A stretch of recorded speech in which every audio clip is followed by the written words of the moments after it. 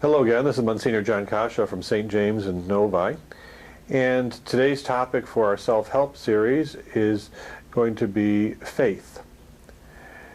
Faith is something that we are all given, but faith has to be developed. Faith has to be grown. Faith is much more than a belief system, although we often talk about our Catholic faith, for example. But faith is really believing in God, believing in ourselves, but then also having that belief really be part of our whole being. Having that faith that touches the core of who we are as human beings. I mean, we can believe in a particular system, but if we don't integrate it and don't allow it to be a part of ourselves, we're never going to fully grow and develop as God intends. And so faith is part of what we call fidelity. It means being faithful or being attuned to someone else. God is always faithful to us. God always believes in us. God always loves us. God always forgives us. But we, being human, don't often do that. We sometimes fall into the trap of selfishness. We fall into the trap of being somewhat unforgiving, unloving. Yet we are called on a regular basis to renew our faith in God, to renew our trust, to renew that integrity of action with God each and every day of our lives. And so, as far as faith goes, we can say that, yeah, on occasion we may lose our faith.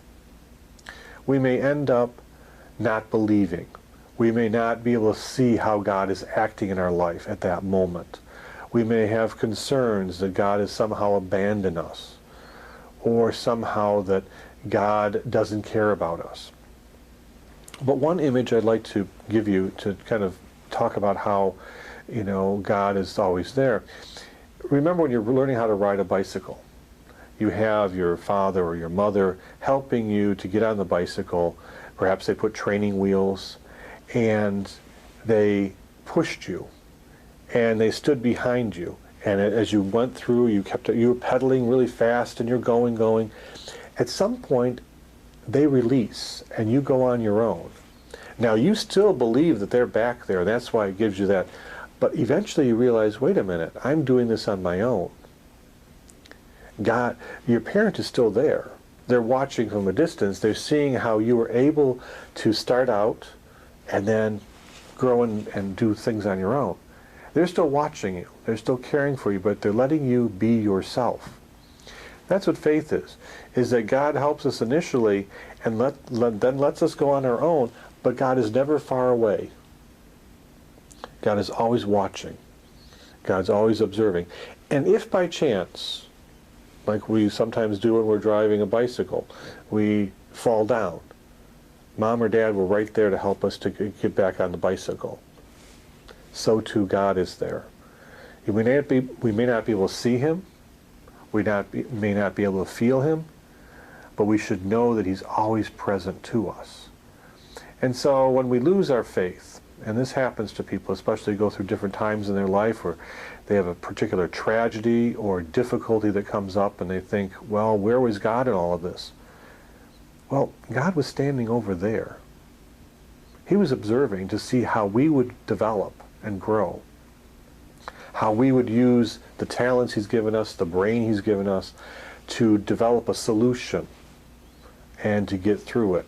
But He was there with us, helping us to get through that each and every moment. And all we need to do is call upon Him. The final thing I'd like to say about faith is that, very often in a marriage, a couple, they pledge their love to one another publicly at a ceremony. They say, I do. I'm going to be there for you. And they're called each and every day to be faithful to one another, to have fidelity. That they're going to trust in each other, that they have each other's back. That they're going to be there for one another, especially in difficult times. When you lose that trust, when you lose that faithfulness, when you lose that acknowledgement and that real belief that that person is there for you, it can be devastating. It can be very hurtful. I know many people are going through divorce because they weren't able to recommit each and every day to each other. But when a couple says, I do, they're saying, I'm going to do everything in my power to help my spouse to get to heaven. I'm going to do everything in my power to help this person whom I love with all my heart, body, and soul and mind to really become a person of God and to achieve heaven's glory. That's a lot. But you do that for each other, and you build up each other. And so when we're called to be faithful, when we're called to fidelity, we're called to go out and say, I'm not doing these things for me. I'm doing these things in the world, whether I'm a single, a religious, a married person, I'm doing these things for other people.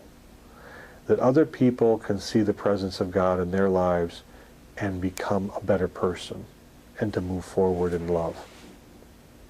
So faith is a commitment, and faith needs to be